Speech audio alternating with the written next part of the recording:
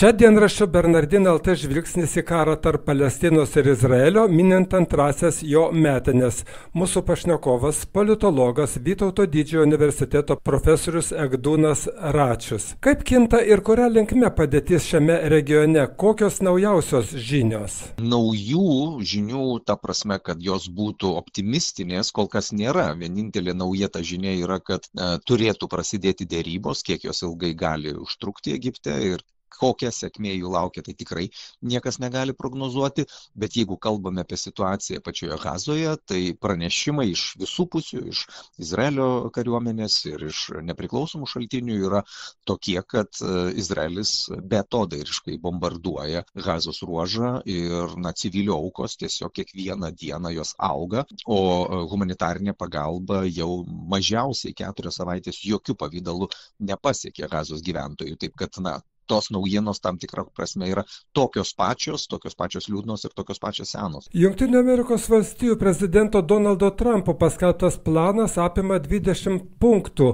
Kokie jo esminiai yra tie punktai ir kuo jis skiriasi nuo anksčiau skelbtų planų? Galėtume sakyti bendrai, tos gairės čia plano kaip ir nėra. Visi analitikai sako, kad planas turi turėti aiškias datas, aiškias kryptis, žemėlapius. Čia yra gairės, dėl kurių nebuvo tartasi ar susitarta, jos buvo išgalvotos ir tos gairės, kadangi išgalvotos Baltuosiuose rūmuose, jos pirmiausia yra apie Baltųjų rūmų šeimininką ir mes matome, kad tokia tam tikra prasme naujiena yra tai, kad JAV prezidentas galiausiai užsinorėjo būti Gazos ruožo caru. Jis pats nori jį valdyti, jeigu ne visiškai tiesiogiai, tai bent jau per tą tarybą jo susigalvota, kurią jisai pavadino taikos taryba, kurioje turėtų būti ir buvęs labai kontroversiškas Jungtinės karalystės ministras pirmininkas Tony Blairas ir nežinome, kas dar galėtų būti toje taryboje. Taip, kad atrodytų, kad tos gairės labiausiai yra apie tai, kaip jis, tai yra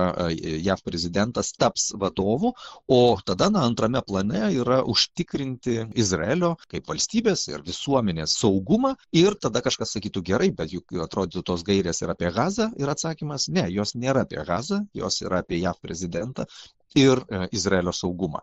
Kas ir kaip nutiks su gyventojais Gazoje, yra labai mažai leidžiama suprasti. Galbūt naujiena yra tai, kad JAV prezidentas pakeitė nuomonę prieš tai manydamas, kad palestiniečiai tiesiog turėtų būti išvaryti iš Gazos ruožo. Dabar lyg tai yra leidžiama suprasti, kad jie galėtų likti, bet kuo, kaip jie gyventų, kokia tai būtų visuomenė, suprantama, kad tose gairėse absoliučiai nieko nėra. Ir Hamas ir Izraelis pozityviai reagavo į tas vadinamas Donaldo Trumpo gairės, kaip užbaigti karą Gazos ruože ir paleisti šioje palestiniečių teritorijoje laikomus įkaitus izraeliečius mainais Izraelio kalėjimuose esančių palestiniečių paleidimą. Į tai pozityviai sureagavo ir Izraelis. Tai kada viskas prasidės? Jeigu, kaip minėjote pokalbio pradžioje, tie kariniai veiksmai tęsiasi. Diplomatija iš tikrųjų yra ilgalaikis procesas. Ji turi vainikuotis kažkuo, taikos susitarimu galbūt, bet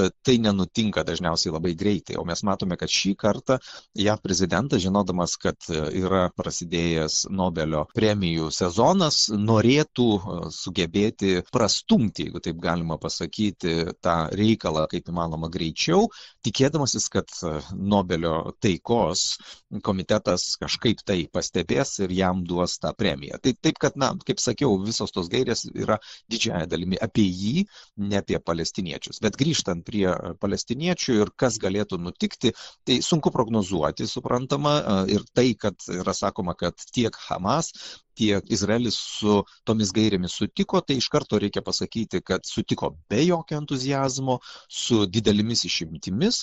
Ir tiesą sakant, kai mes sakome, kad sutiko, klausimas Izraelio pusėje yra, kas sutiko. Taip, ministras pirmininkas, bet ar visas jo kabinetas, ar visa vyriausybė? Atsakymas ne. Yra keletas ministrų, kurie priešinasi. Tai Izraelio pusėje toks principinis, galbūt sakykime, principinė žalia šviesa uždegta, bandykime, žiūrėkime, kaip čia kaip toliau klostysis, bet visą laiką laikykime pirštą ant automato, nes jeigu reikia, tiesiog tą pačią sekundę atnaujiname šaudimą.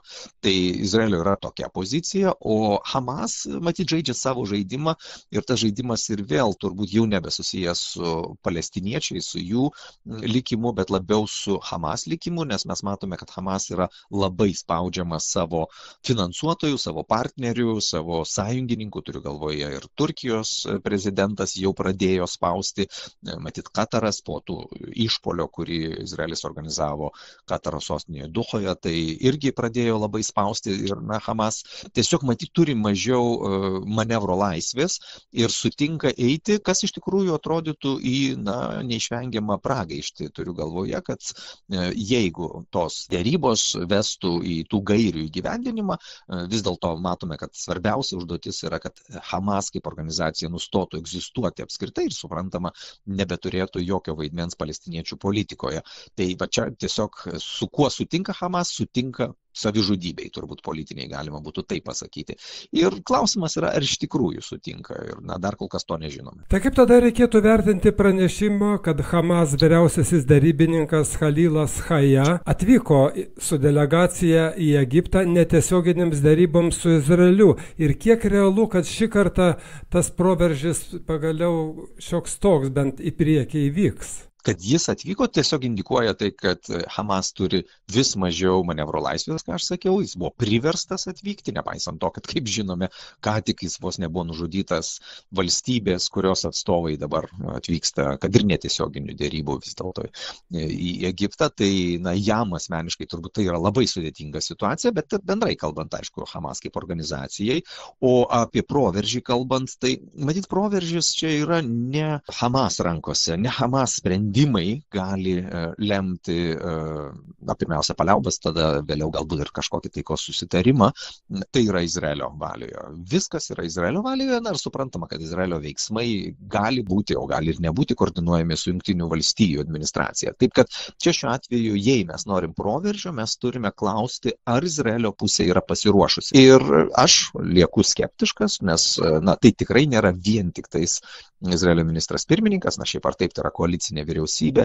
Aš dar kol kas nematau ir nesu įtikintas, kad Izraelio vyriausybė pasirašys po tais, sakykime, susitarimais, kokie yra galimi arba reikalavimai, kokie bus iš Hamas pusės. Tai taip, kad dar kol kas ploti katučiu ir šaldyti šampaną yra tikrai nelyginamai per anksti. Ačiū Jums, tai buvo dienraščio Bernardin LT žvilgsnis į karą tarp Palestinos ir Izraelio, minint antrasias jo metinės. Mūsų pašnekovas buvo politologas Vytauto Didžiojo universiteto profesorius Egdūnas Račius. Jį kalbino žurnalistas Vytautas Markevičius.